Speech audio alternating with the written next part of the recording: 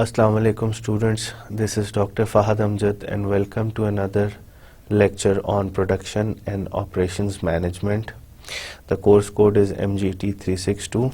The course book is Operations Management 10th edition by J. Heiser and Barry Rander. From the last lecture, we continue our lecture from the topics that we discussed in the last lecture.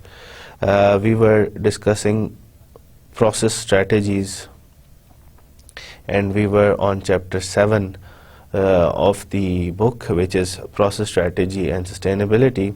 Let me give you a summary of the topics so far we have covered in this chapter. First of all, we looked at a company profile. We saw that how we can assemble or we can manufacture a motorcycle. Then we studied in detail, or we discussed in details, the different process strategies. We said there are basically 4 types of process strategy: process focus, repetitive focus, product focus, and mass customization focus. And in the last lecture, I gave you a comprehensive comparison of all these process choices. If you're using process focus, what are the weaknesses, what are its advantages, what are the different requirements. ये सारी की सारी चीज़ें हमने हर process strategy के साथ साथ पढ़ी हैं कि जी किस में जस्ट इन टाइम की रिक्वायरमेंट चाहिए होगी, किस में स्केजुलिंग की रिक्वायरमेंट ज़्यादा होगी, किस में कम होगी, किस में इन्वेंट्री की रिक्वायरमेंट ज़्यादा होगी, किस में कम होगी. हमने देख लिया कि जी ज़्यादा सारे के सारे प्रोसेस स्ट्रेटजीज़ कौन कौन सी हैं और उनकी डिफरेंट रिक्वायरमेंट्स क्या होंगी. इस चैप्टर के अंदर आगे हम देखेंगे कि जी प्रोसेस को एनालाइज किस तरह किया जा सकता है, डिज़ाइन किस तरह किया जा सकता है. डिफरेंट टेक्निक्स हैं, जो वक्त आएगा तो हम डिस्कस करेंगे. आगे भी कुछ टॉपिक्स हैं जो हम सर्विस एंड प्रोसेस डिज़ाइन में पढ़ेंगे. स्पेशल कंसिडरेशंस क्या हैं, इंटरेक्शन को कस्टमर सर्विस प्रोवाइड अगर आप कर रहे हैं तो कस्टमर और कंपनी के दरमियान में इंटरेक्शन को आप किस तरीके से डिज़ाइन कर सकते हो, किस तरह से इम्प्रूव कर सकते हो. हम देखेंगे कि जी इक्विपमेंट एंड टेक्नोलॉजीज़ हमारे पास कौन सी हैं जिससे हम प्रोसेस को बेहतर कर सकते हैं या सर्विस को बेहतर कर सकते हैं. हम प्रोडक्शन टेक्नोलॉजीज़ देखेंगे कि जी कौन कौन सी लेटेस्ट टेक्नोलॉजीज़ प्रोडक्शन के एनवायरनमेंट में हमारे पास मौजूद हैं, डिफरेंट काम करने के लिए, क्वालिटी चेक करने के लिए, प्रोडक्ट को ट्रांसपोर्ट करने के लिए, प्रोडक्ट को मैन्युफैक्चर करने के लिए, प्रोडक्ट को इंस्पेक्ट करने के लिए. तो वो कौन कौन सी प्रोडक्शन टेक्नोलॉजीज़ हैं हमारे पास. ठीक है. So let's start first of all today's topic with a very easy and small example. This is example 1 in the chapter 7.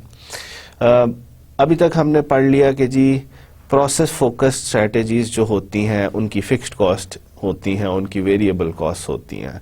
इसी तरह प्रोडक्ट फोकस स्ट्रेटजीज जो होती हैं उनकी फिक्स्ड कॉस्ट होती हैं, उनकी वेरिएबल कॉस्ट होती हैं. किसी की फिक्स्ड कॉस्ट ज़्यादा होती है, किसी की कम होती है. अब हमने देखना है कि यार हमने ये प्रोडक्ट देनी है अपने कस्टमर को.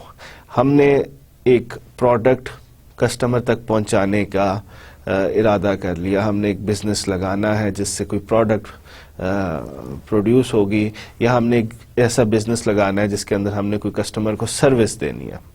अब आप किस तरह से डिसाइड करोगे कि मैं प्रोडक्ट फोकस मैन्युफैक्चरिंग स्ट्रेटजी रखूं या प्रोसेस फोकस्ड मैन्युफैक्चरिंग स्ट्रेटजी रखूं.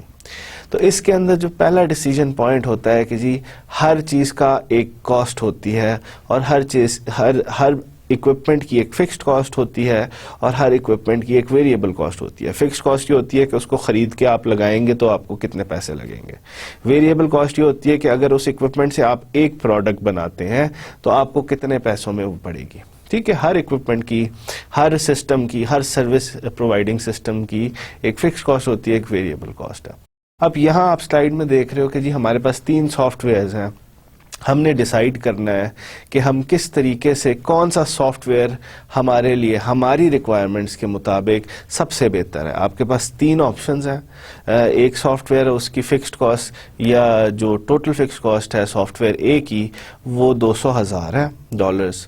और अगर आप उस सॉफ्टवेयर से एक काम करते हो, basically these are 3 softwares which give you certain capabilities to carry out an accounting report, कि जी आप अकाउंटिंग रिपोर्ट इनसे जनरेट कर सकते हो, ठीक है। अब सॉफ्टवेयर 1 जो है या सॉफ्टवेयर ए जो है उसकी फिक्स्ड कॉस्ट $200,000 है। वो उसकी फिक्स्ड कॉस्ट है कि आप इस सॉफ्टवेयर को खरीदोगे तो ये आपको 200,000 का पड़ेगा या 2 लाख का पड़ेगा। और अगर उससे आप एक अकाउंटिंग रिपोर्ट जनरेट करोगे ना तो आपको $60 लगेंगे उस काम को करने में। 2 करोगे तो कितने लगेंगे? 120 लगेंगे। 3 करोगे 180 लगेंगे। इस तरीके से एक काम करने से आपको इतनी उसकी प्राइस होगी। इसी तरह सॉफ्टवेयर बी है, उसकी जो इनिशियल फिक्स्ड कॉस्ट है उसको अगर आप खरीदोगे तो आपको $3 लाख का पड़ेगा, मगर उससे एक रिपोर्ट जनरेट करने में $25 लगेंगे। इसी तरह सॉफ्टवेयर सी है, वो सबसे महंगा है, 4 लाख का है, मगर उससे जो एक काम करने की प्राइस है ना वो $10 है।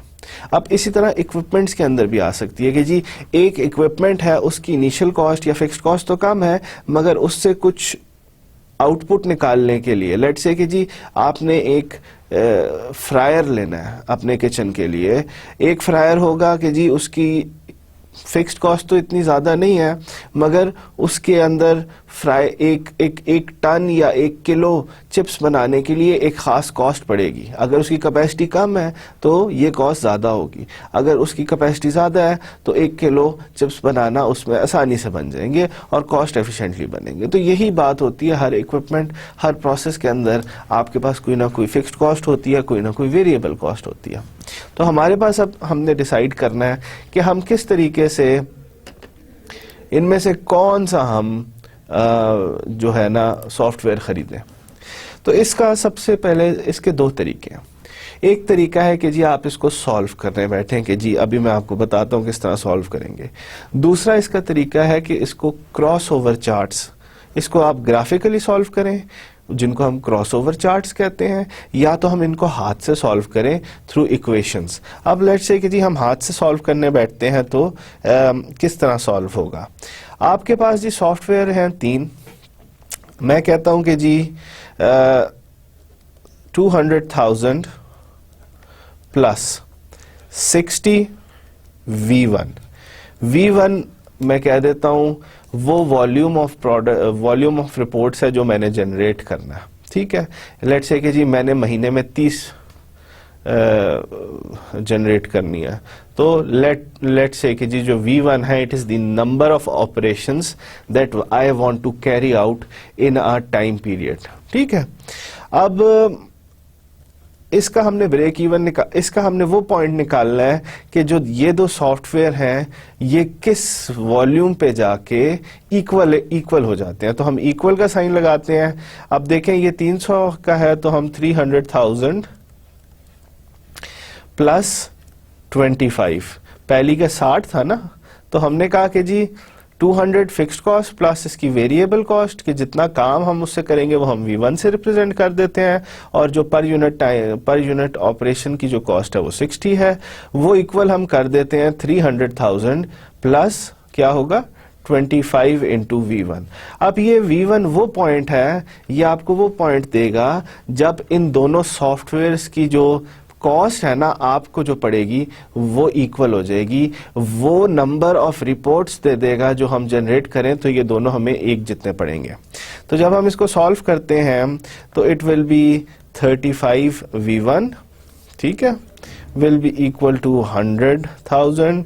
क्या किया, मैं इसको इधर ले आया तो ये माइनस हो गया, इसको इधर ले आया तो ये माइनस हो गया, और आखिर में आपके पास एक इक्वेशन इस तरह की आ गई। अब V1 will be equal to 100,000 divided by 35। अब ये आपको कह रहा है कि जी 2,800। अब अगर आपकी रिक्वायरमेंट है कि जी आप 857 रिपोर्ट्स आपने जनरेट करनी है, तो एट दिस पॉइंट ये दोनों सॉफ्टवेयर आपको एक जितनी कॉस्ट के पड़ रहे हैं, ठीक है। इसी तरह मैं दूसरा पॉइंट एक निकाल लेता हूं, मैं उसको कहता हूं V2। इसके अंदर क्या होगा कि जी 300,000 अब मैं इसके अंदर क्या कंपेयर कर रहा हूं, पहले तो मैंने इन दोनों को कंपेयर किया था, अब मैं इन दोनों को कंपेयर करता हूं, सॉफ्टवेयर बी और सॉफ्टवेयर सी को। तो 300,000 प्लस 25 V2, उस पॉइंट पे 400,000 प्लस 10 V2। जब इसको हम सॉल्व करेंगे तो 15 V2 which is equal to 100,000, और जब हम V2 निकालेंगे तो V2 हमारे पास आएगा 6,666। ठीक है, अगर हमने 6,666 रिपोर्टें निकालनी हैं तो हमारे लिए ये दोनों सॉफ्टवेयर एक ही, हमारे लिए हमारी जेब से एक जितना पैसा निकलेगा। ठीक है, तो अगर हमने 2,856 रिपोर्ट्स निकालनी है तो हमारे लिए दोनों सॉफ्टवेयर एक जितने ही पड़ेंगे। अब जितनी ज्यादा निकालोगे तो आहिस्ता आहिस्ता सॉफ्टवेयर बी सस्ता होना शुरू हो जाएगा। इसी तरह जब हमने कंपैरिजन किया इन दोनों का, बी और सी का, तो हमें पता चला कि जी अगर हमने 6,666 रिपोर्ट्स इससे जनरेट करनी है सॉफ्टवेयर से या इस मशीन से, तो हमें दोनों सॉफ्टवेयर एक प्राइस के पड़ेंगे। ठीक है, तो ये वो पॉइंट्स हैं जो आपको बता रहे हैं कि यार अगर आपने 2,800 से कम रिपोर्टें जनरेट करनी है साल की, तो आप जो भी आपकी रिक्वायरमेंट है, आप बेहतर ये है कि आप इससे सॉफ्टवेयर 1 से काम करो।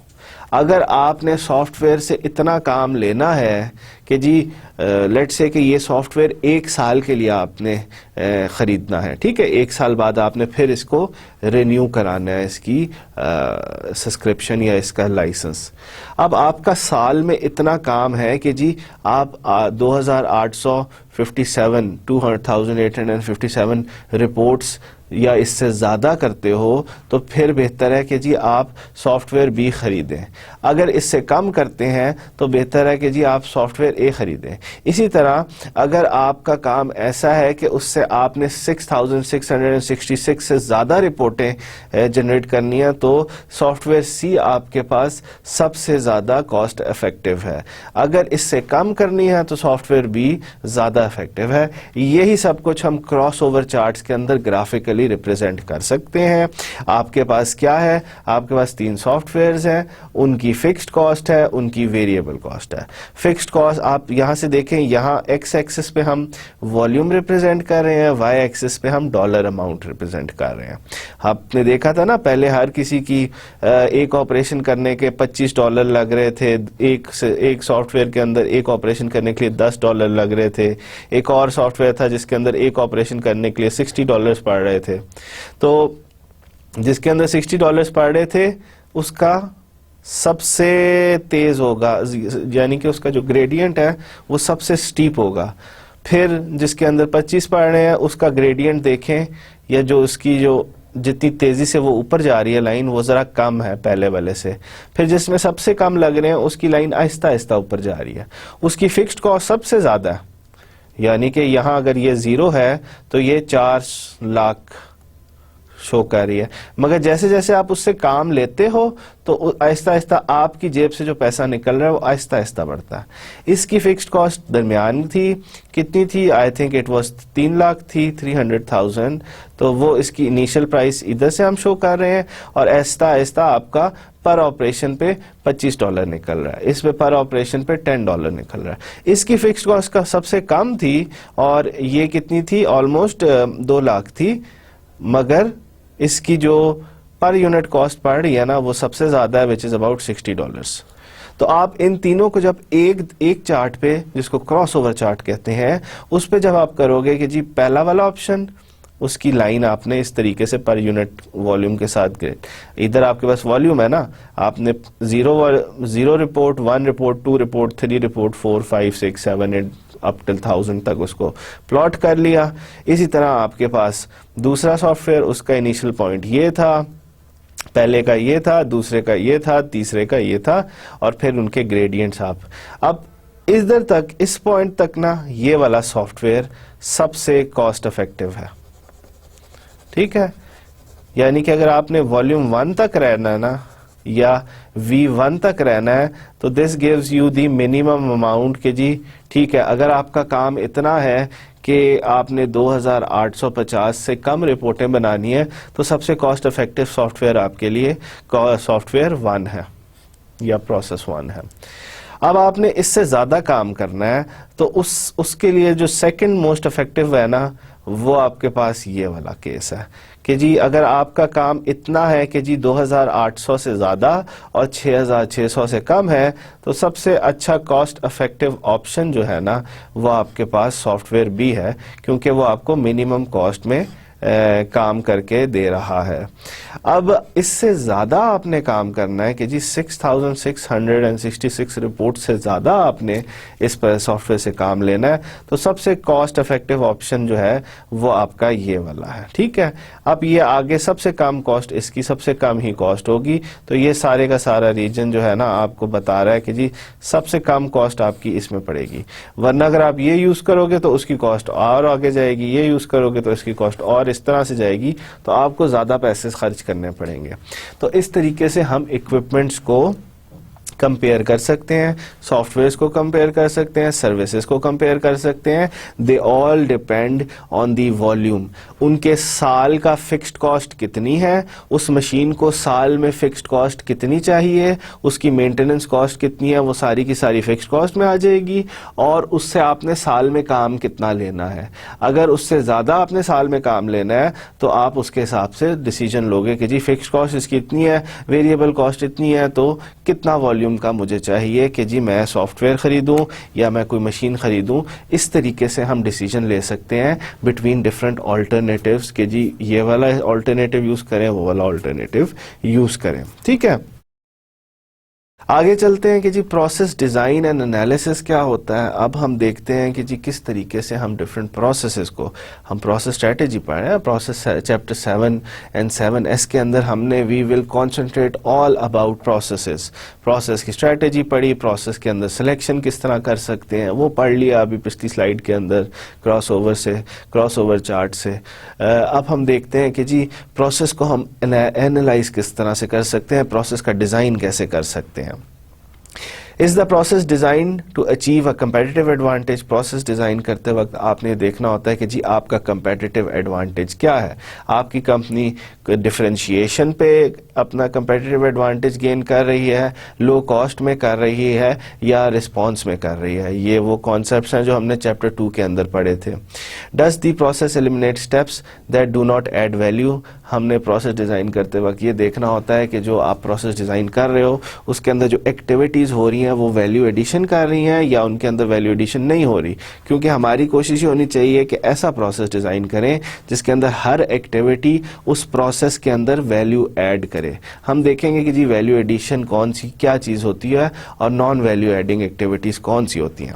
Does the process maximises customer value, कि जी कस्टमर की जो एक्सपेक्टेशंस होती हैं, कस्टमर जो आपसे चाह रहा होता है, कस्टमर जो अपना पैसा आपके ऊपर खर्च कर रहा है in order to have your service और योर प्रोडक्ट, क्या आप उसको उसकी वैल्यू के मुताबिक दे रहे हो, उसकी एक्सपेक्टेशंस के मुताबिक दे रहे हो। आपका प्रोसेस इस तरीके से डिज़ाइन हुआ है कि वो उसकी एक्सपेक्टेशन के मुताबिक हो।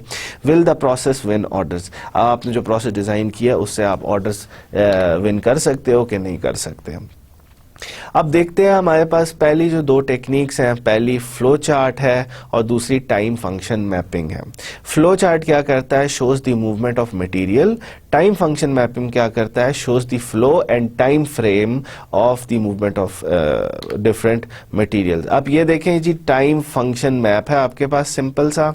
एक्टिविटी फ्लो चार्ट तो हम पिछले चैप्टर के अंदर भी पढ़ चुके हैं। वो इसी तरह का होता है कि जी आपने एक एक्टिविटी दी है कि you have to provide a certain activity to your customer। उसके अंदर आप क्या कर रहे हो, कस्टमर आता है, इसके अंदर ये देखें हमने डिफरेंट स्विम लेन्स बना दिए हैं कि जी ये सारा काम जो है ये कस्टमर करेगा, ये वाला सारा जो काम है ये सेल्स का डिपार्टमेंट करेगा, ये वाला सारा काम जो है ये प्रोडक्शन कंट्रोल के अंदर आएगा, ये वाला प्लांट ए में होगा, ये वाला काम सारा वेयर हाउस के अंदर होगा, और इसी तरीके से प्लांट बी, और ये वाले काम डिफरेंट ट्रांसपोर्टेशन वाले करेंगे। तो इस तरीके से हमने स्विम लेन्स बना दी हैं जो हमें बताती हैं कि जी कौन सा वाला काम कौन सा डिपार्टमेंट करेगा। इसी तरीके से हमारे पास एक स्केल भी आ गया है जिसके अंदर टाइम आ रहा है, टाइम फंक्शन मैप, ठीक है। अब इसके अंदर किस तरीके से होगा, आप देखें कि ओवरऑल इसके आपका कस्टमर ऑर्डर करता है, वो एक एक्टिविटी करता है कि जी वो आपकी प्रोडक्ट या आपकी सर्विस ऑर्डर करता है, तो वो एक्टिविटी रेक्टेंगल से शो हुई हुई है। वो कस्टमर कर रहा है, वो क्या कर रहा है, वो 12 दिन पहले इस एक्टिविटी के अंदर ओवरऑल ये 12 दिन आपके लग रहे हैं, ठीक है।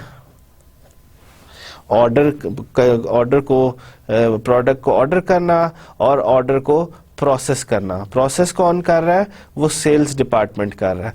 तो इन दोनों एक्टिविटीज को करने में आपके टोटल 12 दिन लग गए, ठीक है।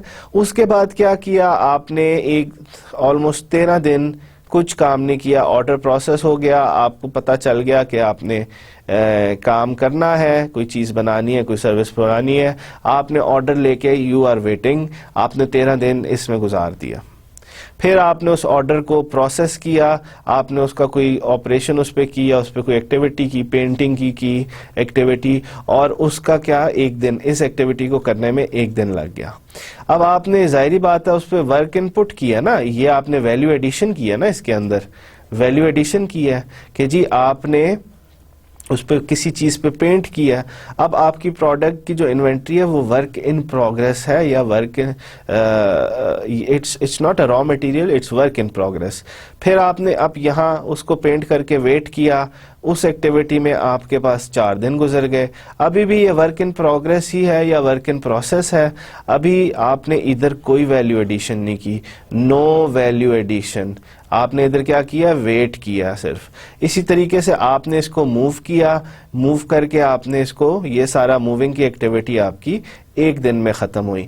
इधर भी आपने सिर्फ उसको मूव किया है, तो आपने इसके अंदर नो वैल्यू एडिशन की, कोई एडिशन नहीं किया आपने वैल्यू एडिशन। वैल्यू एडिशन आपने इधर की क्यों, आपने उसको पेंट किया। अभी तक आपकी जो इन्वेंट्री है वो वर्क इन प्रोसेस की है, ठीक है, WIP। अब यहाँ से आपने मूव करके फिर वेट किया, उसमें आपने 10 दिन ज़ाया कर दिए, फिर से मूव करके उस पर एक और ऑपरेशन किया जो प्लांट B में हो रहा है। तो अब ये प्लांट B में जो ऑपरेशन है ये एक दिन में ख़त्म हो रहा है। अब इस जगह पे आपने वैल्यू एडिशन की है, ठीक है। तो इस जगह पे हमने वैल्यू एडिशन किया। फिर हमने वैल्यू एडिशन नहीं की, ये हमने वेयर हाउस में जाके रख दिया। पहले देखिए हम प्लांट A में हमने पेंटिंग की, फिर उसको हमने वेयर हाउस में रख दिया, वेयर हाउस के बाद हमने उसको मूव किया, मूव करने के बाद हमने फिर उसको वेयर हाउस में रख दिया, वेयर हाउस के बाद हमने प्लांट 2 पे उसको या प्लांट B पे लेके गए और उस पर एक एक्सट्रूड का ऑपरेशन किया, वैल्यू एडिशन की, फिर से हमने उसे वेयर हाउस में रख दिया और फिर हमने उसको मूव करा के कस्टमर को दे दी और कस्टमर ने प्रोडक्ट रिसीव कर लिया, ठीक है। तो ये सारे का सारा इस काम के अंदर जो है आपका कोई दिन नहीं लगा, इस काम के अंदर आपका एक दिन लगा। अब आपको पूरे प्रोसेस को ख़त्म करने के लिए 52 डेज लगे। तो ये आपको क्या बता रहा है, ये जो टाइम फंक्शन मैप है ये आपको बता रहा है कि आपने कौन कौन सी एक्टिविटीज़ की, उसका फ्लो चार्ट बनाया हुआ है इसने। आपको ये बता रहा है कि कौन किस बंदे का क्या काम है, कि जी कस्टमर का क्या काम है, सेल्स डिपार्टमेंट का क्या काम है, प्रोडक्शन कंट्रोल का क्या काम है, और कौन कौन सी एक्टिविटीज़ किन किन जगहों पे हो रही हैं और उनमें कितना टाइम लग रहा है। तो हमने इसको टाइम फंक्शन मैप से दिखा दिया। अब हम इसको देखें, पहले हमने इमीडिएटली हमने आइडेंटिफाई कर लिया कि यार इस प्रोसेस के अंदर बहुत सारी ऐसी एक्टिविटीज हैं जो वैल्यू एडिशन तो कर नहीं रही, वेटिंग कर रहे हैं, फिर मूव, फिर वेट।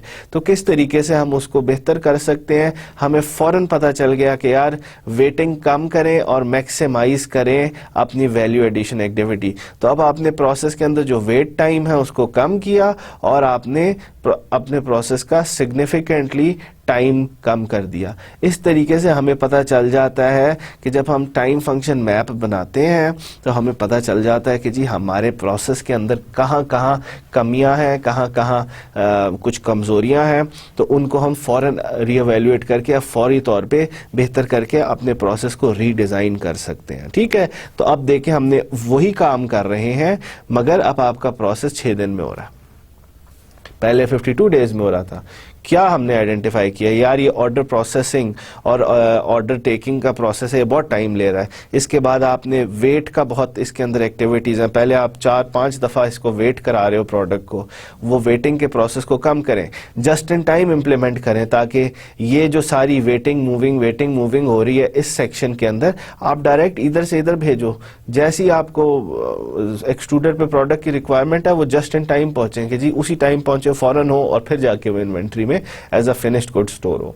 तो ये सारे डिसीजन हम ले सकते हैं प्रोसेस डिजाइन के अंदर and by using time function maps. ठीक है, flow charts show the movement of material. Flow charts हमने पिछले चैप्टर के अंदर भी देखे हैं, वो बिल्कुल टाइम फंक्शन मैपिंग की तरह के ही होते हैं, मगर उनके अंदर टाइम की वैल्यू नहीं होती।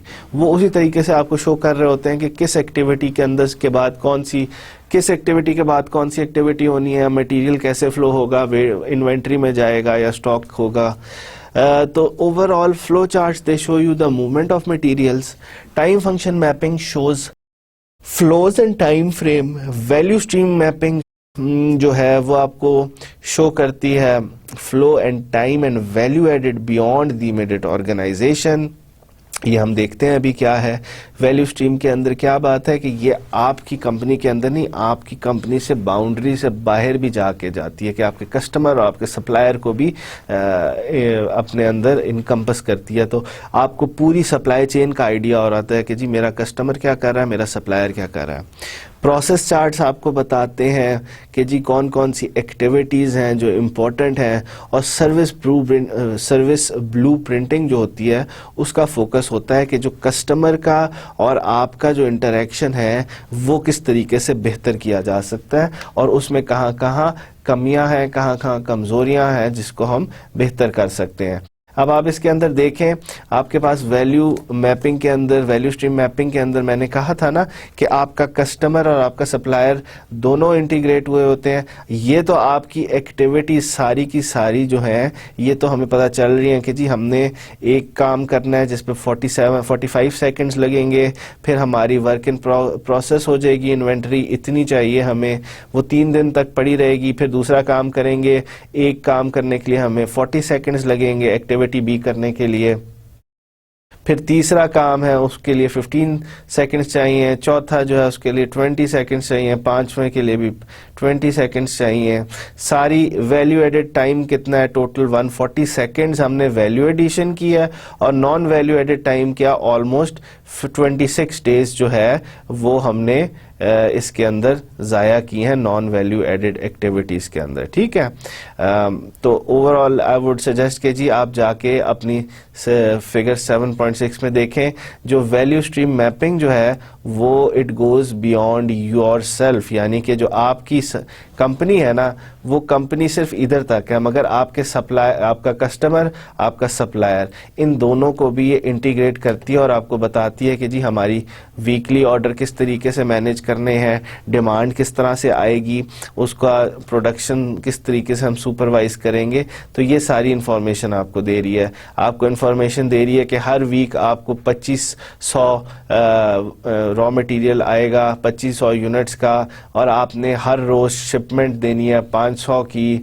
आपके पास इन्वेंट्री के अंदर 2000 फिनिश्ड गुड्स होंगे, इधर आपके पास 2000 वर्क इन प्रोसेस होंगे, इधर आपके पास 2000 वर्क इन प्रोसेस होंगे, इधर 2500 वर्क इन प्रोसेस होंगे, और इधर 1500 वर्क इन प्रोसेस होंगे। तो आपको सारा पता चल रहा है कि मेरी इन्वेंट्री कहाँ कहाँ पड़ी हुई है, उस इन्वेंट्री की टाइप कैसी है, फिनिश्ड गुड है, वर्क इन प्रोसेस है या रॉ मटेरियल है। आपको ये पता चल रहा है मेरी वैल्यू एडिशन एक्टिविटीज कौन सी है, मेरी नॉन वैल्यू एडेड एक्टिविटीज कौन सी हैं। आपको पता चल रहा है कि मेरा कस्टमर किस तरीके से डिमांड जनरेट कर रहा है, कि जी वीकली कर रहा है, मंथली कर रहा है, डेली कर रहा है। आपको पता है कि आपका सप्लायर आपकी डिमांड को किस तरह से पूरी कर रहा है, आपका सप्लायर आपकी वीकली डिमांड पूरी कर रहा है, आपका कस्टमर आपको डेली आपसे मांग रहा है, आपकी प्रोडक्शन सुपरविजन किस तरह से हो रही है, और ये सारी की सारी जो इंफॉर्मेशन है ये वैल्यू स्ट्रीम मैपिंग से आपको पता चल जाती है। इससे इमीडिएटली आपको ये पता चल रहा है कि यार मेरे प्रोसेस के अंदर बहुत सारी इन्वेंट्री है, इस इन्वेंट्री को कम करो।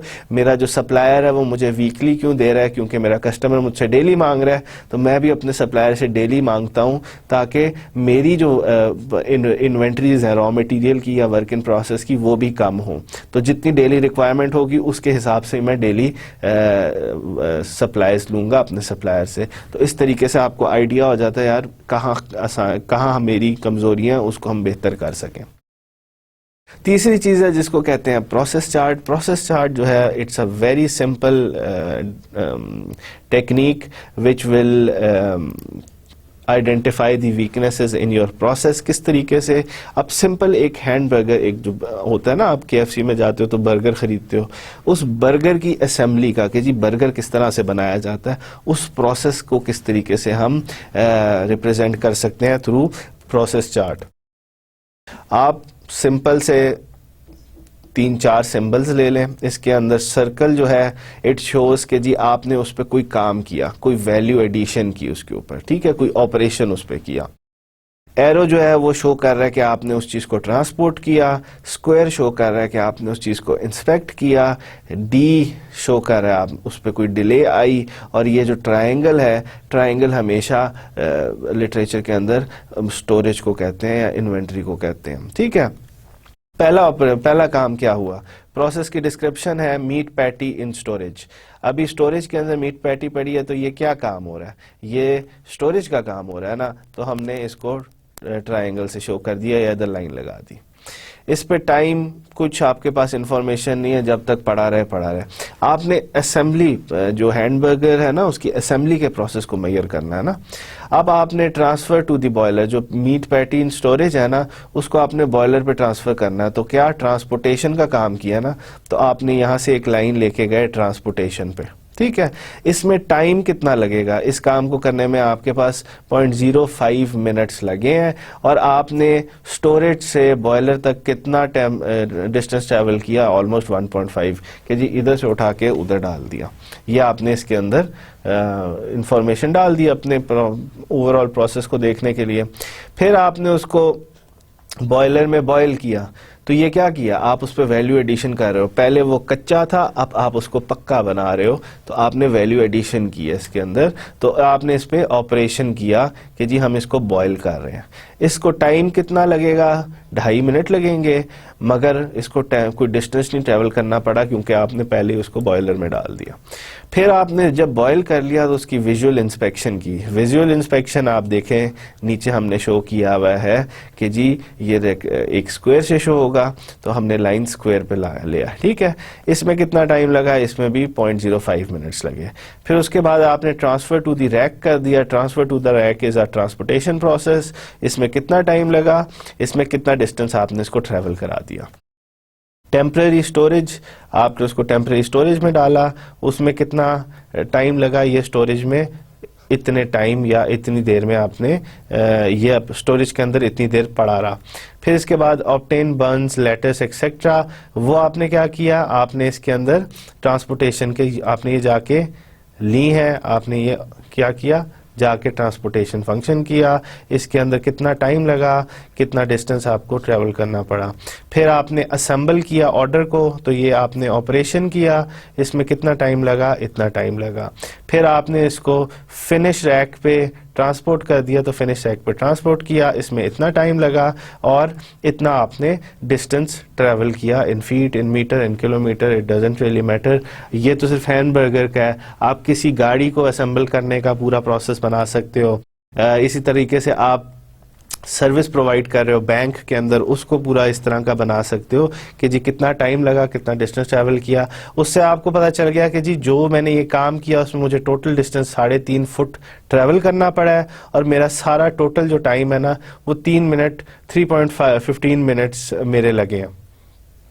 इनमें से वैल्यू एडिशन वाले कौन से काम थे या ऑपरेशंस वाले कितने काम थे, 1 2, आपने 2 काम किए हैं ऑपरेशंस के, तो वो हमने 2 शो कर लिया। ट्रांसपोर्टेशन वाले कितने काम थे, एक ये है, 2 3 4, तो आपने 4 दफा उसकी ट्रांसपोर्टेशन की। उसकी इंस्पेक्शन कितनी दफा की, इंस्पेक्शन आपने उसकी 1 ही दफा की, तो वो हम इधर से शो कर रहे हैं, ये इंस्पेक्शन हो रही है। और उसकी इन्वेंट्री में उसे कितनी दफा डाला, 2 दफा डाला, 1 दफा इधर डाला और 1 दफा इधर डाला, ठीक है। तो वैल्यू एडेड टाइम उसका क्या हुआ कि जो आपने उस पे ऑपरेशंस किए और जो उसका टोटल टाइम था। ऑपरेशंस जो किए उनका टाइम कितना था, उनको आपने एड अप किया। देखें इधर आपके पास इस ऑपरेशन को करने में 0.2 मिनट्स लग रहे हैं, इस ऑपरेशन को करने के अंदर 2.5 मिनट्स लग रहे हैं। तो आपने 2.5 प्लस 0.2 को ऐड किया, टोटल टाइम आपके पास यहाँ मौजूद है। तो आपको पता चल गया कि जी आपका जो ओवरऑल वैल्यू एडेड टाइम है वो 85.7% के 3.15 मिनट्स में आपने 2.7 मिनट्स जो हैं वो आपने इसके ऊपर वैल्यू एडेड काम किए हैं।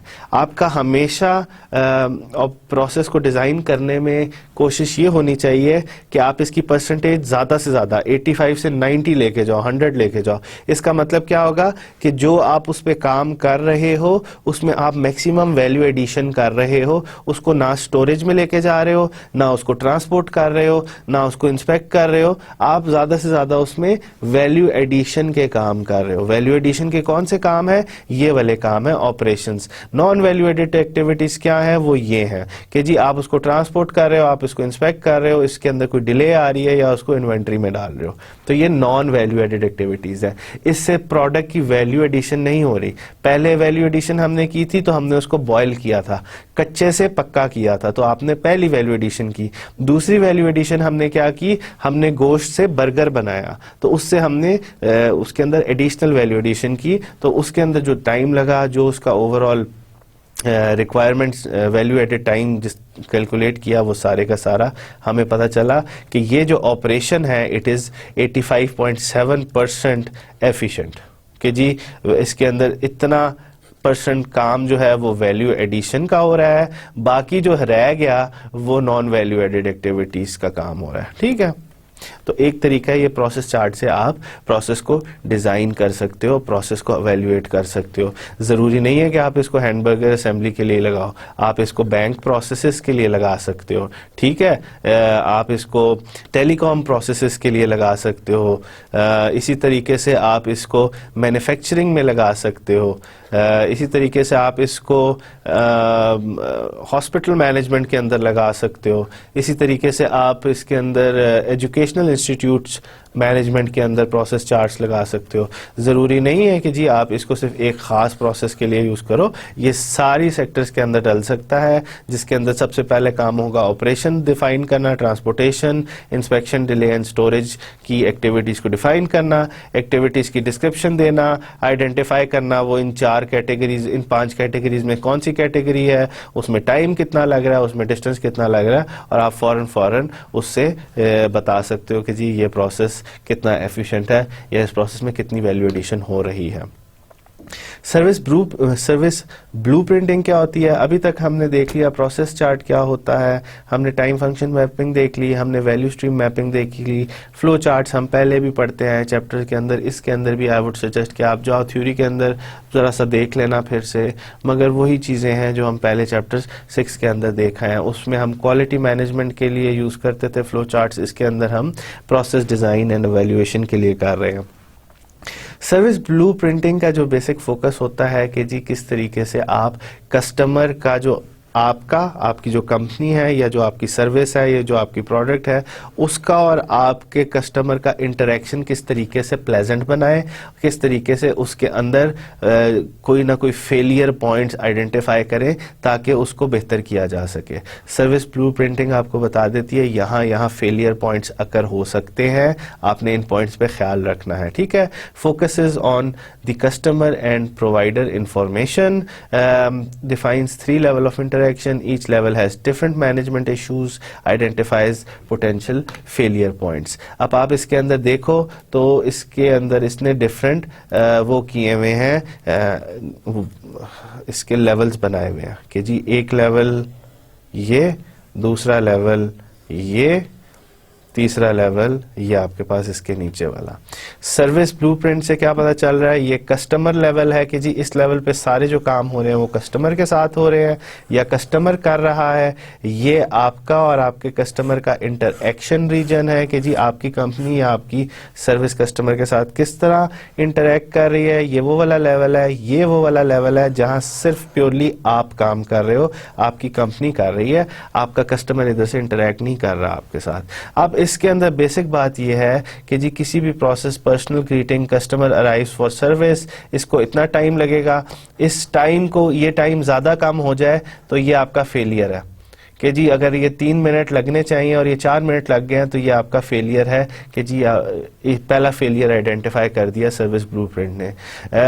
Warm greeting and obtain service request, ये काम करने के लिए आपको 10 सेकंड लगे। अब ये आपने एक्टिविटी की है तो ये आपने एक्टिविटी को इस तरीके से शो कर दिया। अब ये एक डिसीजन पॉइंट है कि क्या जो कस्टमर ने आपसे सर्विस मांगी है वो स्टैंडर्ड सर्विस है।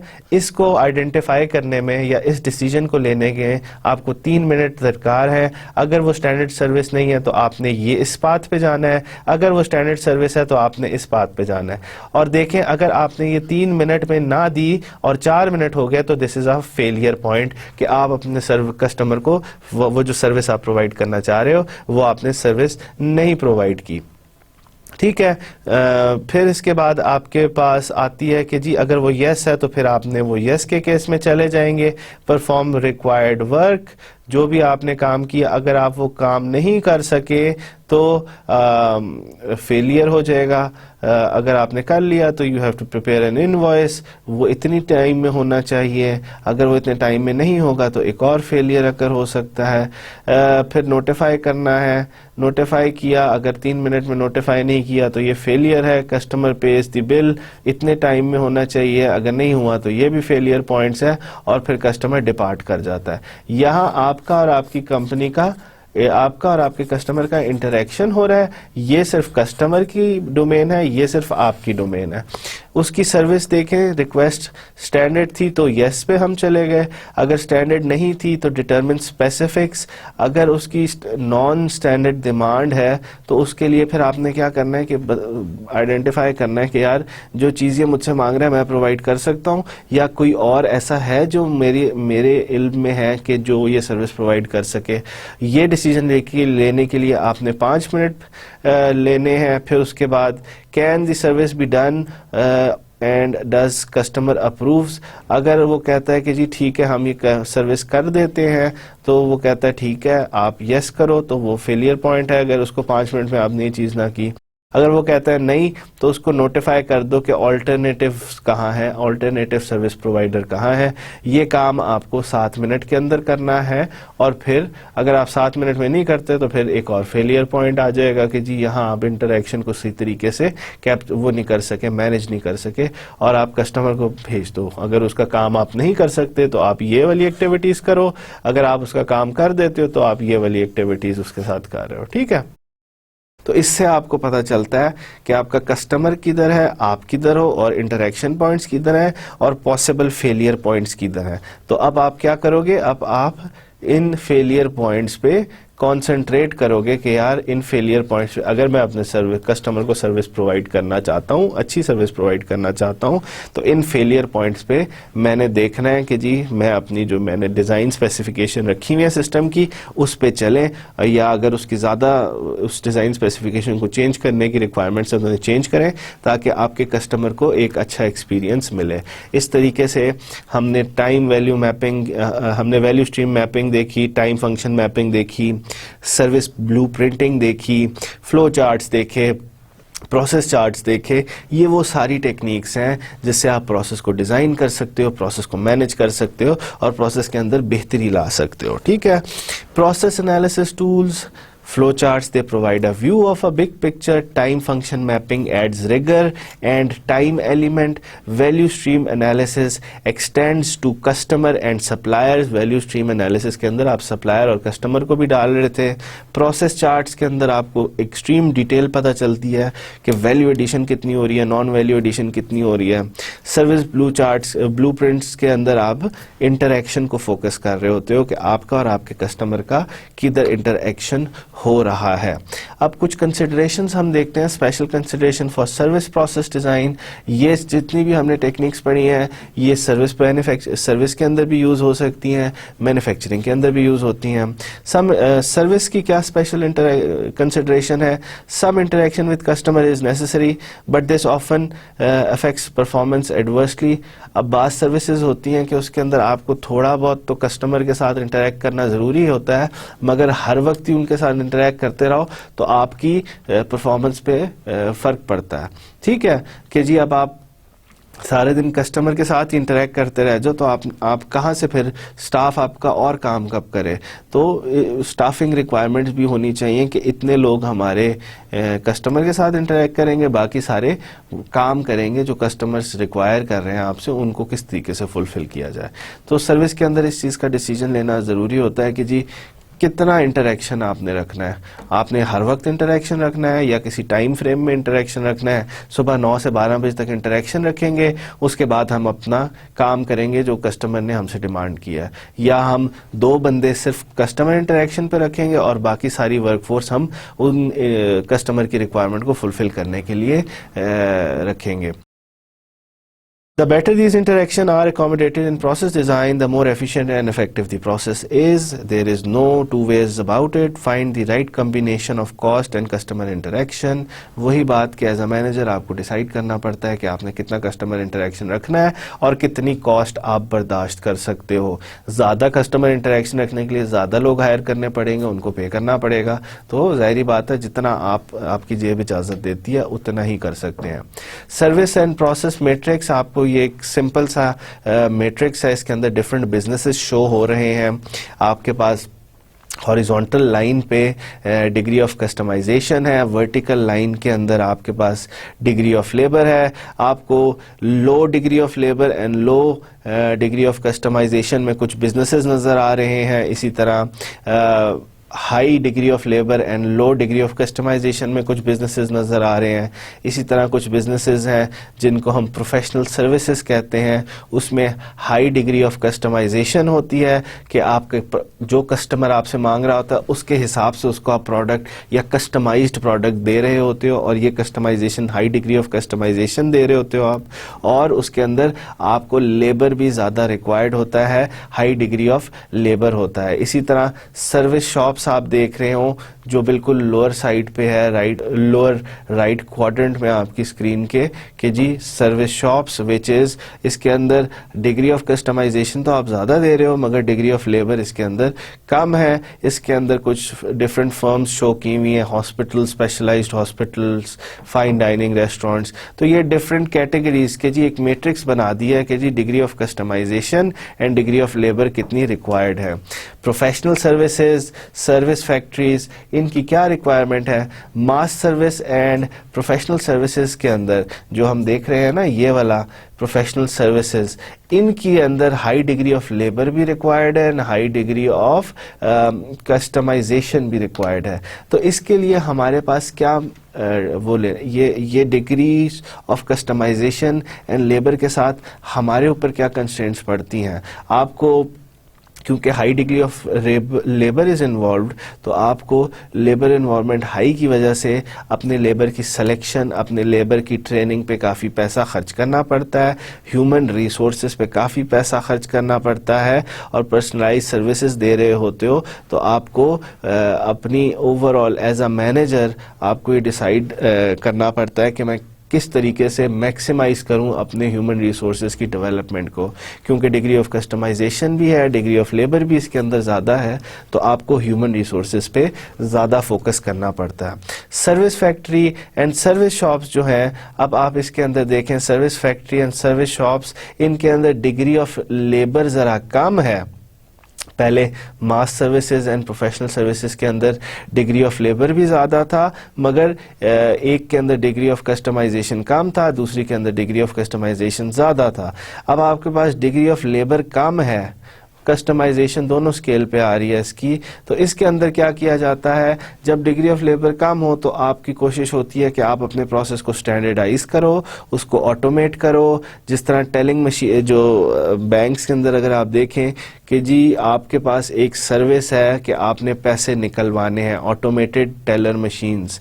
अब उसके अंदर डिग्री ऑफ लेबर इतना ज़्यादा नहीं है, तो you can automate it, you can standardize the service कि आप उसके अंदर से एक ख़ास अमाउंट 1000, 2000, 3000, 5000, 10,000 निकाल सकते हो। 5,500 या 5,200 रुपया नहीं निकाल सकते, आप हज़ारों में निकालोगे या तो 5,500, 6,500, 7,500 निकाल सकते हैं।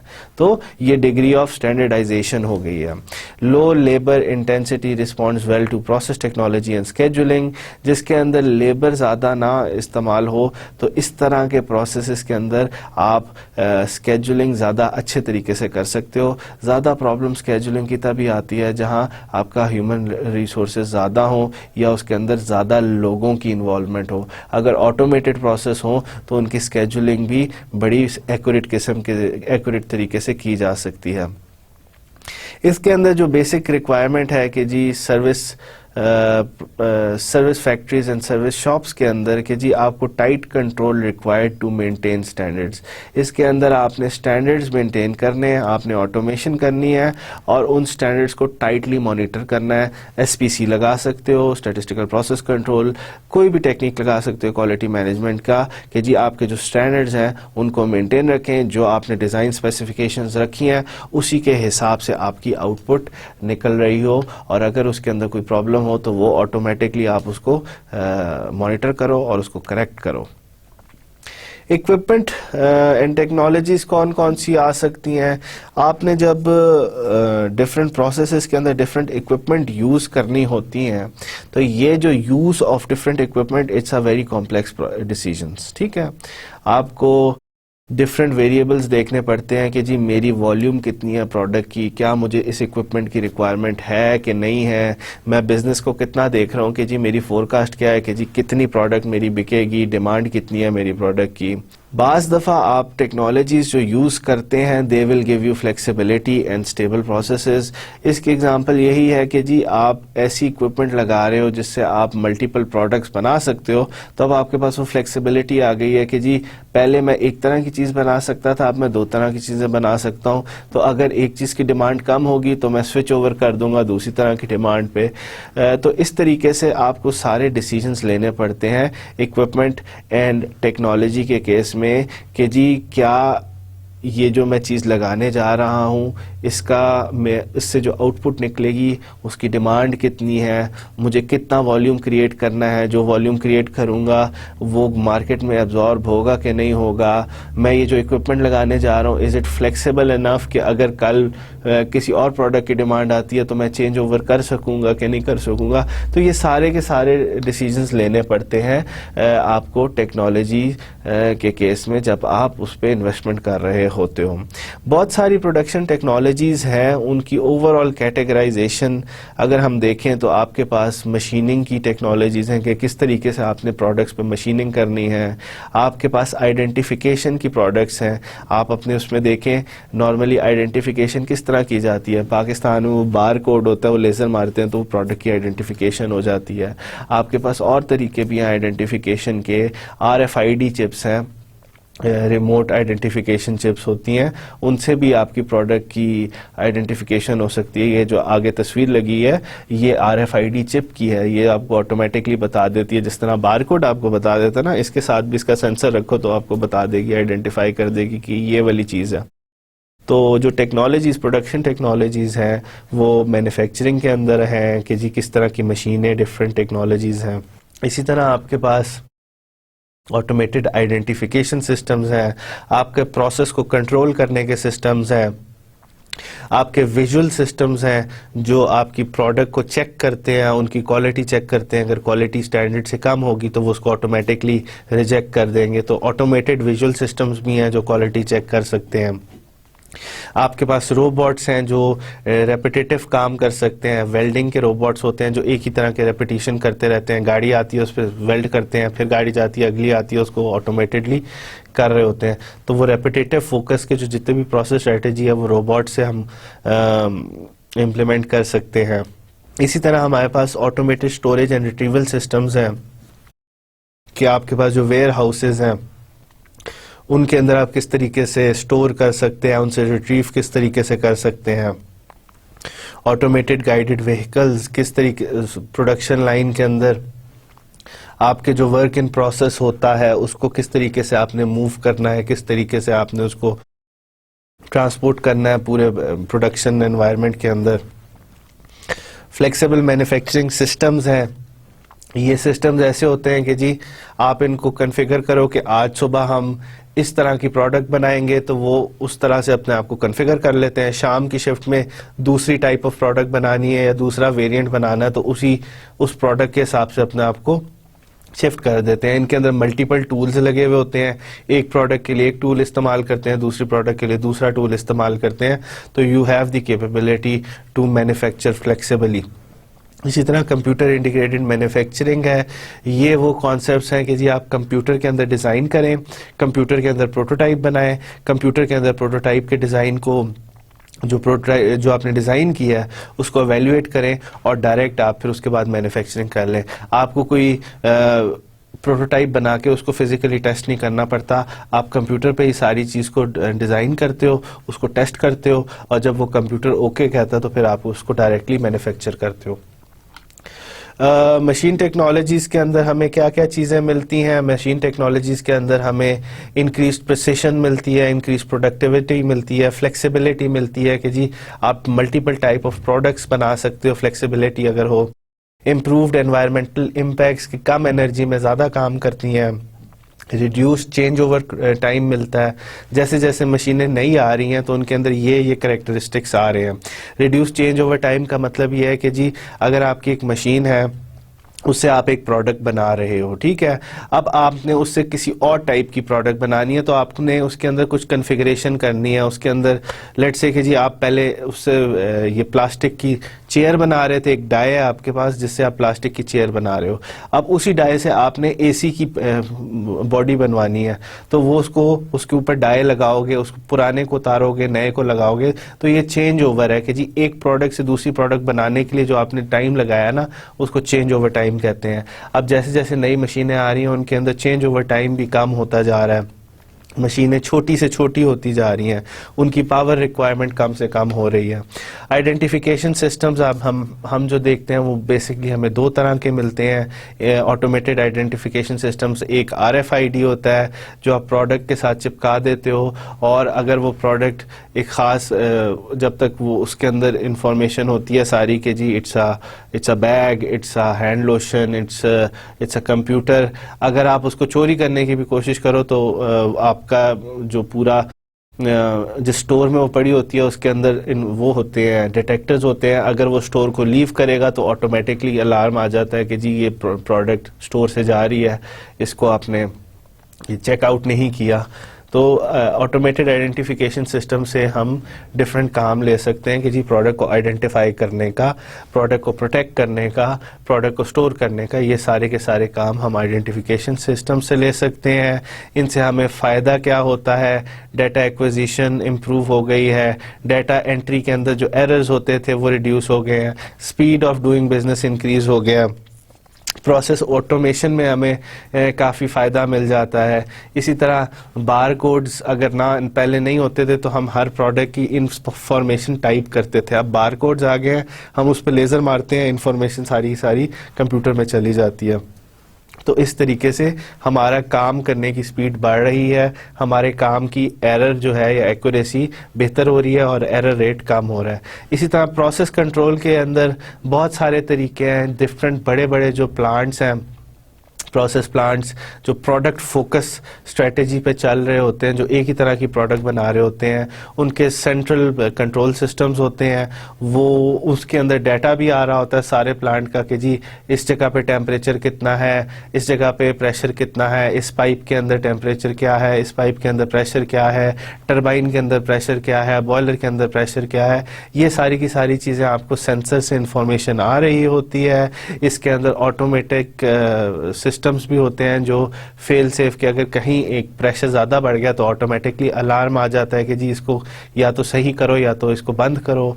तो इसके अंदर एक दो बंदे ही पूरे बड़े प्लांट को मैनेज कर रहे होते हैं, बाकी जो लोग होते हैं वो छोटी मोटी जो उसके अंदर मेल फंक्शंस आ रहे होते हैं उनको केटर कर रहे होते हैं। अब प्रोसेस कंट्रोल की ऐसी टेक्नोलॉजीज आ गई हैं कि बड़े बड़े प्लांट्स को आप एक कंप्यूटर पर बैठ के उनको कंट्रोल कर सकते हो। विजुअल इंस्पेक्शन, हमने क्वालिटी मैनेजमेंट में बहुत कुछ पढ़ा क्वालिटी इंस्पेक्शन का। अब आपके पास ऐसी प्रोडक्ट है जिसकी आप छोटी प्रोडक्ट है, इजीली मूव कर सकती है, तो आप उसकी 100% इंस्पेक्शन भी कर सकते हो। इधर आप देखें कि जी ये रोटियां हैं, ये एक कैमरे के नीचे जा रही हैं और कैमरा उनकी क्वालिटी देख रहा है कि जी ये इसका साइज़ ठीक है, इसका रंग ठीक है। अगर उसका साइज़ और रंग ख़राब होगा तो वो ऑटोमेटिकली उसको निकाल देगा। तो अब विजुअल इंस्पेक्शन या 100% क्वालिटी इंस्पेक्शन की टेक्निक्स आ गई हैं, वो हम कंप्यूटर यूज़ करते हैं, कैमरास यूज़ करते हैं और उनसे हम क्वालिटी का अंदाज़ा लगा सकते हैं। इसी तरह रोबोट ज़्यादातर ऐसे कामों के लिए यूज़ होते हैं जहां एक रेपिटेटिव काम करना हो कि जी वेल्ड करना है ख़ास जगहों पे। रोबोट ने एक चीज़ उठा के दूसरी जगह पे रखनी है, एक चीज़ उठा के दूसरी जगह पे ट्रांसपोर्ट की, एक चीज़ को पड़ी हुई है उसको वेल्ड करना है, इसी तरह कहीं से उसके ऊपर स्प्रे करना है किसी चीज़ के ऊपर। तो ये सारे के सारे जो काम है ये रेपिटेटिव काम है। प्रोडक्ट पड़ी हुई है उसके ऊपर स्प्रे करना है तो वो भी रोबोट से हो जाता है। प्रोडक्ट पड़ी हुई है उस पर वेल्डिंग करनी है तो वो भी रोबोट कर देता है। फिर नई प्रोडक्ट आती है फिर से वही काम करता है, फिर नई प्रोडक्ट आती है। तो रेपिटेटिव काम है ये सारे के जो ये सारे रेपिटेटिव जो टास्क हैं ये रोबोट्स कर सकते हैं। इसी तरह ट्रांसपोर्टेशन की काम भी कर सकते हैं कि जी एक बहुत बड़ी चीज़ है उसको इंसान नहीं उठा सकता तो रोबोट उठा के एक जगह से दूसरी जगह पे रख देता है। इससे आपका फ़ायदा क्या होता है, आपकी एक्यूरेसी बढ़ती है, आपका एनवायरनमेंट का जो बाज़ काम होते हैं जो डेंजरस होते हैं इंसान के करने के लिए, they are somewhat repetitive task, मगर अगर इंसान करे तो वो डेंजरस होते हैं। तो रोबोट्स डेंजरस काम भी कर सकते हैं, एक्यूरेटली कर सकते हैं, अच्छे टाइम में 24/7 काम कर सकते हैं, कोई इनको ब्रेक्स की ज़रूरत नहीं होती। Automated storage and retrieval systems क्या होते हैं, ये वेयर हाउसेज होते हैं जिसके अंदर आप चीज़ रखते हो, एक सिस्टम होता है उसको बता देते हो कि ये चीज़ मैंने स्टोर करनी है तो वो सारे का सारा उस सिस्टम में डाल दो, फिर उसकी काम होता है कि जी उसने उसको स्टोर करना है और उसको सेव करना है। Normally automated storage and retrieval systems आपके इंटरनेशनल एयरपोर्ट्स पे लगे हुए होते हैं कि जी जो जहाज़ आया उसकी एक लगेज होती है, ऑटोमेटेडली उनको स्टोर करता है और उनको रिट्रीव कर देता है कि जी जिस टर्मिनल में उसके पैसेंजर्स उतरेंगे ऑटोमेटिकली उसी टर्मिनल में पहुंच जाते हैं। तो बहुत सारे बड़े बड़े एयरपोर्ट्स में automated storage and retrieval systems लगे हुए हैं। इसी तरह वेयर हाउस के अंदर भी automated storage and retrieval systems हैं। अमेजॉन यूज़ करता है अपनी बुक्स को स्टोर करने के लिए, अपने डिफरेंट जो आइटम्स वो अपनी साइट पे ऑफर करता है ना, उनको स्टोर करने के लिए और उनको रिट्रीव करने के लिए। आप इधर से एक किताब का ऑर्डर देते हो, रोबोट जाके उस किताब को निकाल के रिट्रीव करके लाता है और ऑटोमेटिकली शिपिंग में डाल के आपके घर भेज दी जाती हैं। तो ये सारे के सारे सिस्टम जो हैं ये ऑटोमेटेड स्टोरेज एंड रिट्रीवल के हैं। Automated guided vehicles production environment के अंदर यूज़ की जाती हैं। ऐसे सिस्टम्स या ऐसे प्रोसेसेस जिसके अंदर असेंबली लाइन की ज़रूरत ना हो या असेंबली लाइन बहुत तेज़ हो, ज़रा कम आपको स्पीड चाहिए या आपको इंडिविजुअल अटेंशन या कस्टमाइज्ड अटेंशन चाहिए हर प्रोडक्ट पे, तो वहाँ आप ऑटोमेटेड गाइडेड व्हीकल यूज़ करते हो कि जी आपने उस पर काम किया, एक इंजन असेंबली है उस पर काम किया, वो काम करके आपने ओके किया, वो ऑटोमेटेड गाइडेड व्हीकल आके उस इंजन को पकड़ के उठा के दूसरी जगह पे ले जाएगी, अगली जगह पे उस पर एक और मैकेनिक काम करेगा, काम करके वो जब उसे ओके कर देगा वो उठा के तीसरे मैकेनिक के पास ले जाएगी। तो ये इनका पाथ जो होता है ये पहले से बताया होता है कि इन्होंने पहले इधर रुकना है, फिर इधर जाना है, फिर इधर जाना है। तो उसके हिसाब से जब उनको आप कहते हो कि अब तुम जा सकती हो तो वो खुद ही चली जाती है। अगला बंदा उस पर काम करता है और उसको ओके कर देता है कि आप अगले वर्क स्टेशन पर चले जाएँ, तो वो ऑटोमेटिकली अगले वर्क स्टेशन पर चली जाती है। फ्लेक्सिबल मैन्युफैक्चरिंग सिस्टम्स वही हैं कि जी किस तरीके से आप चेंज ओवर टाइम को कम कर सकते हो, मल्टीपल प्रोडक्ट्स बना सकते हो। इस तरीके से आपके पास फ्लेक्सिबल मैन्युफैक्चरिंग सिस्टम्स आते हैं। इनके अंदर computer control, they are much advanced systems. हम लोग प्रैक्टिकल एक्सपीरियंस जो है मेरा, उसके अंदर ना मैंने यूरोप में इतने ज़्यादा देखे हैं, ना अमेरिका में भी इनकी इतनी ज़्यादा अभी तक इम्प्लीमेंटेशन तो नहीं आई। They are much more theoretical कि जी हम इनसे ये फ़ायदे ले सकते हैं। इनका प्रॉब्लम यह है कि they are very costly systems. इनके अंदर बहुत ज़्यादा ऑटोमेशन होती है, बहुत ज़्यादा सेंसर्स होते हैं और उनको मैनेज करना it is much more difficult. मगर एक दफ़ा आपने इसको कर लिया तो इकोनॉमिक प्रोसेस मैनेजमेंट आपको देता है कि जी कम पैसे में, क्योंकि ऑटोमेटेड होता है सारा सिस्टम, तो कम पैसे में आपको चीज़ बना देता है। But still it is a very difficult overall strategy to follow कि जी फ्लेक्सिबल मैन्युफैक्चरिंग सिस्टम हो और वो डिफरेंट चीज़ों को डिफरेंट चीज़ों की रिक्वायरमेंट के हिसाब से उनको बनाए। फ्लेक्सिबल मैन्युफैक्चरिंग सिस्टम अभी तक बहुत कम जगहों पे यूज़ हो रहे हैं या बहुत कम रीजन्स के अंदर यूज़ हो रहे हैं। नॉर्मली ये उन रीजन्स के अंदर यूज़ होते हैं जहाँ मैन पावर बहुत कम होती है। अगर मैन पावर बहुत कम हो तो तब जाके ऑटोमेटेड सिस्टम्स लगाए जाते हैं ताकि प्रोडक्शन को इकोनॉमिकली पूरा किया जा सके। कंप्यूटर इंटीग्रेटेड मैन्युफैक्चरिंग जो होती है उसका जो बेसिक कॉन्सेप्ट वो यही है कि जी आप किस तरीके से जो डिज़ाइन प्रोसेस है और मैन्युफैक्चरिंग प्रोसेस की जो ये साइकिल है कि जी पहले आप डिज़ाइन 1, 2, 3 या 4 महीने में करते थे, फिर उसको मैन्युफैक्चर करते थे। तो ये जो विंडो है फ्रॉम डिज़ाइन टू मैन्युफैक्चरिंग, इस विंडो को किस तरीके से कम किया जा सकता है, क्योंकि रैपिडली मास कस्टमाइजेशन का एरा है। आपने रैपिडली नई चीज़ें इंट्रोड्यूस करनी है, तो अगर आप डिज़ाइनिंग में टाइम लगाओगे और मैन्युफैक्चरिंग में फिर उसमें और एडिशनल टाइम लगेगा, तो ये जो विंडो है ऑफ डिज़ाइनिंग एंड मैन्युफैक्चरिंग ये किस तरीके से मिनिमाइज हो सकती है। कंप्यूटर एडेड मैन्युफैक्चरिंग के अंदर बेसिकली ये बात होती है कि जी ये प्रोडक्ट का इंट्रोडक्शन का टाइम होता है ना, इसको कम कर देती है कि जी पहले अगर आप 1 साल में नई प्रोडक्ट इंट्रोड्यूस कर रहे थे तो अब आप 6 महीने में या 4 महीने में करते हो। और इससे ओवरऑल जो प्रोसेसेस होते हैं इंजीनियरिंग के बाद मैन्युफैक्चरिंग के और मैन्युफैक्चरिंग के बाद मार्केटिंग वालों के, ये सारे के सारे रिड्यूस हो जाते हैं और स्ट्रीमलाइन हो जाते हैं। कुछ सर्विसेज हैं जो कुछ टेक्नोलॉजीज़ हैं जो सर्विसेज के अंदर भी हैं। आपकी ये जो टेबल 7.4 है, इसके अंदर डिफरेंट सर्विस इंडस्ट्रीज़ की डिफरेंट टेक्नोलॉजी एग्जांपल्स दी हुई हैं। जिस तरह फाइनेंशियल सर्विसेज के अंदर डेबिट कार्ड्स हैं, ATMs हैं, एजुकेशन के अंदर ऑनलाइन जर्नल्स, इसी तरह electronic bullet boards, utility and governments के अंदर online systems, energy management systems, restaurants के अंदर wireless orders, transportation by cars, transportation by trucks, robot butchers. Japan के अंदर आपको बहुत सारे रेस्टोरेंट्स मिलेंगे जहां आपके ऑर्डर्स जो हैं वो रोबोट्स आके लेते हैं और फिर आपको ऑर्डर ऑटोमेटिकली पहुंचा देते हैं। इसी तरीके से कम्युनिकेशन के अंदर आपके पास इंटरैक्टिव टीवीज़ आ रहे हैं, ई-बुक्स आ रही हैं। होटल्स के अंदर इलेक्ट्रॉनिक चेक इन्स आ रहे हैं, आप कीज़ की ज़रूरत नहीं पड़ती, आपको कार्ड दे देते हैं, वो कार्ड से हो जाता है। इसी तरह एयरलाइन, हेल्थ केयर, ट्रांसपोर्टेशन और होलसेल रिटेलर्स, इनके अंदर भी बहुत सारी ये सारी की सारी सर्विस इंडस्ट्रीज़ है ना, इनके अंदर बहुत सारी ऐसी टेक्नोलॉजीज़ हैं जो यूज़ हो रही हैं डिफरेंट चीज़ों के लिए, क्वालिटी मैनेजमेंट के लिए, प्रोसेस ऑप्टिमाइजेशन के लिए, आइडेंटिफिकेशन के लिए, स्टोरेज के लिए, रिट्रीवल के लिए, मैन्युफैक्चरिंग के लिए। ये सारी की सारी सर्विसेज यूज हो रही हैं, उनकी टेक्नोलॉजीज बताई हुई हैं स्टेबल के अंदर। तो लेट्स स्टार्ट के जी let us end this lecture by a summary of all what we have discuss so far. अब ये चैप्टर 7 ओवरऑल जो थ्योरी थी वो हमने कवर कर ली है। चैप्टर 7 के अंदर हमने देखा कि जी कौन सी स्ट्रेटजीज हैं जिनसे हम प्रोसेस की कौन कौन सी स्ट्रेटजीज़ हैं। हमने बताया कि 4 तरह की स्ट्रेटजीज़ हैं, उनके फ़ायदे क्या हैं, उनके नुकसान क्या हैं, हम किस तरह से प्रोसेस को एनालाइज कर सकते हैं, डिज़ाइन कर सकते हैं। हमने देखा कि जी फ़्लो चार्ट्स यूज़ हो सकते हैं, टाइम फंक्शन मैपिंग यूज़ हो सकती है, value stream, process charts, service blueprinting. हर किसी के अपने अपने फ़ायदे हैं, हर किसी के अपने अपने स्ट्रॉन्ग पॉइंट्स हैं। ठीक है, हर प्रॉब्लम के लिए ख़ास तरह की टेक्निक्स हम यूज़ कर सकते हैं।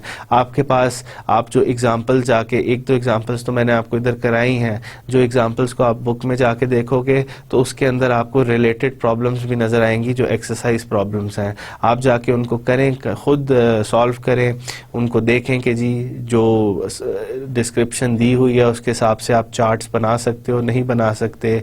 ये सारे का सारे आप जब एक एक्सरसाइज करोगे कि जी वैल्यू स्ट्रीम मैप किस तरह बनता है, प्रोसेस चार्ट किस तरह बनता है, तो you will understand much more the importance of these tools. इसी तरह से हमने देखा कि जी we also study some of the special considerations of service and process design. हमने selection of equipment and technologies देखा कि क्यों हम इक्विपमेंट और टेक्नोलॉजीज़ की सिलेक्शन में क्या क्या प्रॉब्लम्स आ सकती हैं, क्या क्या चीज़ें हमें कंसिडर करनी चाहिए व्हेन मेकिंग दिस डिसीजन।